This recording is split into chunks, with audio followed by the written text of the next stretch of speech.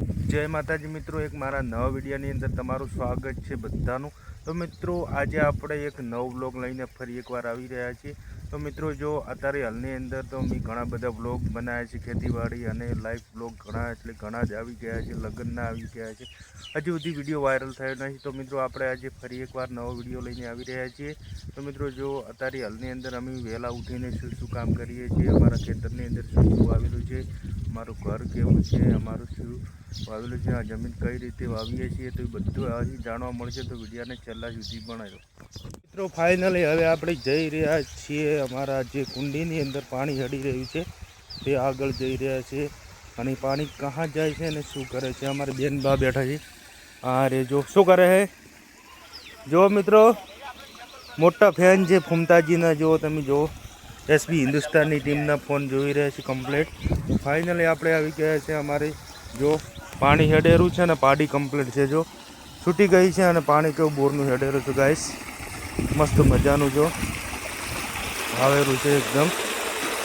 અને આ રીતે અમારી માળી છે અને આ તાંપણું છે અમારું। જો અમે કોઈ અમીર નહીં, ગરીબ લોકો છીએ, કઈ રીતે ગરીબ લોકો છે અહીં જાણવા મળશે। જો પાણી હેડેરું છે, આ બાજુ ખેતર છે, આ પાણી ક્યાં જાય છે એ બધું અહીં જાણવા મળશે। તો વિડીયોમાં બને રહેજો મિત્રો। ફાઇનલી આ નેકની અંદર આપણે પાણી જે બોરીથી પાછળની ભાગની અંદર તમને દેખાતું છે, અને હવે આપણે જઈ રહ્યા છીએ ખેતરની અંદર। અમારા ખેતરની અંદર જે રજકા બાજરી વાવેલી છે ગાઈસ, એ રજકા બાજરીનું જે પાણી હડી રહ્યું છે, જો આ નેક પડે જઈ રહ્યું છે, અને અમારા દાદાજી ચારા વાળી રહ્યા છે, નેક અંદર પાણી જઈ રહ્યું છે કમ્પ્લીટ। અને આપણે હવે પાવડો લેવા આવી ગયા છીએ। ફાઇનલી જો આ રીતે ચારા પીવી રહ્યા છે, અને હું આ પાવડો લઈ રહ્યો છું, જો મસ્ત મજાનો પાવડો લઈ અને હવે અમે શું કરીશું એ બધું અહીંયા બતાવશું। જો કમ્પ્લેટ નેકની અંદર કઈ રીતે પાણી જાય છે, જો આ છે બોરનું પાણી અને પહેલાં ઘરેથી આવે છે કમ્પ્લેટ। આ છે અમારું ખેતર, પેલી બાજરી છે, આ રજકા બાજરી જે જુડા બાજરી જે વાવેલી છે ગાઈસ, જો આખા ખેતરની અંદર। તો ફાઇનલી અમે જે હમું કરી બતાવીશું મિત્રો। ફાઇનલી આપણે પાવડો લઈને હમું કરવા આવી ગયા છે, આ છે અમારો પાવડો, અને આ જો કમ્પ્લેટ પાળા બોધી રહ્યા છીએ। આ બાજુ જો કામ ચાલુ છે, આ બાજુ જો ઢેકડીમાં પાણી પડ્યું છે, આપણે તરસ લાગે તો પીવા માટે। તો મિત્રો આ રીતે અમે ખેતીનું કામ કરી રહ્યા છીએ, અને આ બાજુ જો અમારો નજારો મસ્ત।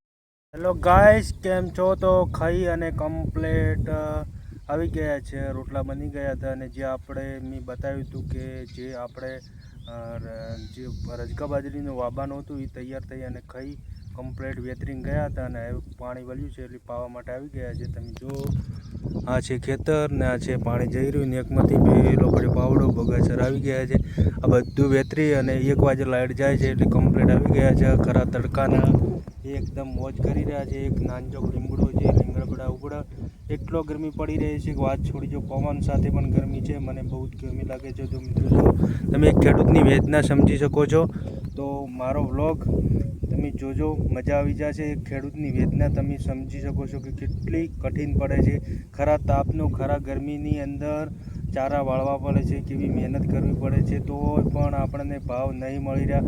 હાલવા જતો ભાવ નહીં મળતા અને લેવા જતો ભાવ મળે છે। તો મિત્રો આ જ ખેડૂતનું સાચું સોનું કહેવાય, ખેતી જ। અને ખેડૂત સના ઉપર ન ભાઈ તમે સમજી ગયા છો, જે ખેડૂત મિત્રો છે જે આપણે લેવા જતો ભાવ નહીં આપતા, જે હાલવા જતો ભાવ નહીં આપતા ને લેવા જતો ડબલ ભાવ કરી નાખે છે।